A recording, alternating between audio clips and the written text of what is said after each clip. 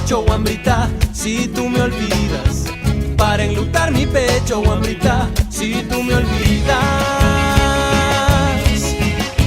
Si tú me olvidas, Blanca Azucena. Si tú me olvidas, Blanca Azucena. Si la azucena es blanca, guambrita, tú eres morena. Si la azucena es blanca, guambrita, tú eres morena.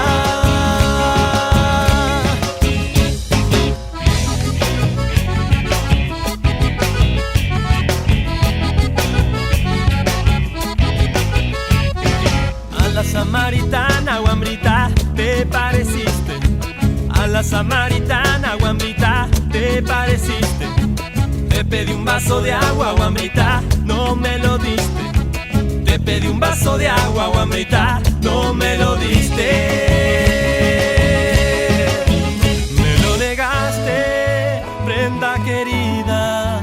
Me lo negaste, prenda querida. Si me niegas el agua, guambrita, pierdo la vida. Si me niegas el agua, guambrita, pierdo la vida.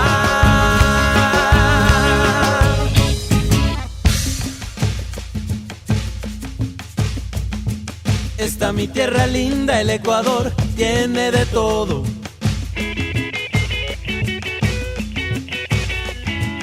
Esta mi tierra linda, el Ecuador, tiene de todo.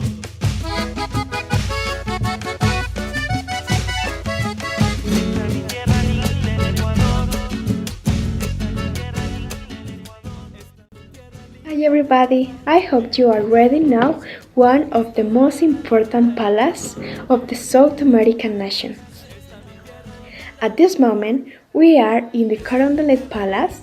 It's located in the historic center of the city of Quito, in front of the Plaza Grande, on the streets García Moreno and Chiles. His story is as follows.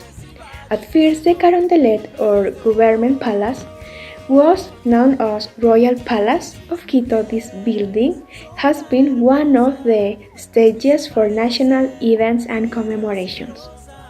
Initially, the palace was the traditional residence of the Princess of Quito, heirs to the crown, and has also been the seat of government since the royal audience of Quito in the 17th century.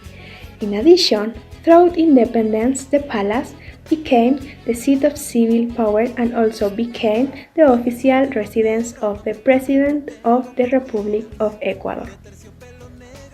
At the beginning, the palace was made up of two identical houses known as royal houses. By the year 1563, the first government house was built. It is said that the first president of the Audience of Quito, the lawyer Hernando de Santillán, should have built it, but by that time of earthquakes. The region had suffered damages which put the construction in danger, and for which it was abandoned. Then, in 1745 to 1753, the building began to rise by President Fernando Felix Sanchez. But the one who promoted the construction after the Riobamba earthquake was Barón de Carondelet, or also known as the Spanish Luis Francisco Héctor, who was one of the presidents of the Royal Audience of Quito, who ruled at the end of 1797. The Carondelet Palace received that name because Simón Bolívar saw the new design of the palace and was surprised, and in honor of the Barón de Carondelet, the palace has its name. Carondelet was a well-liked and well-known man for the work he did to benefit the community.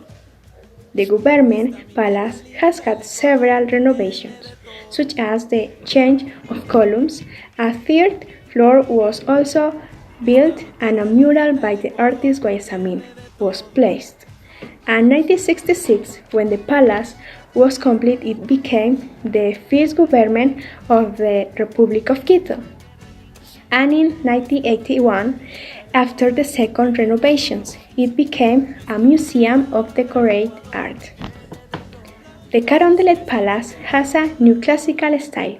Inside there are large reception rooms, rooms and works of art. In 2000, the Government Palace was considered a cultural heritage of the South American nation. And in that same year, the president of that moment opened the doors of the Carondelet Palace as a museum for guide tours. As special moments is the celebrations of the changing of the guard every Monday at 11 am. As a curious fact is that there are some Inca stones in the government palace, and in the second half of 19th century, President García Moreno fell wounded on the sidewalk of the Palacio de Carondelet. Well, after so much patrimonial wealth, do you want to know La Hueca, La Colmena? I invite you to the lake with guatita and ceviche. You can find it in the García Moreno and Benalcázar streets. Enjoy it and see you until next time. Me olvidas, Blanca Azucena, si tú me olvidas.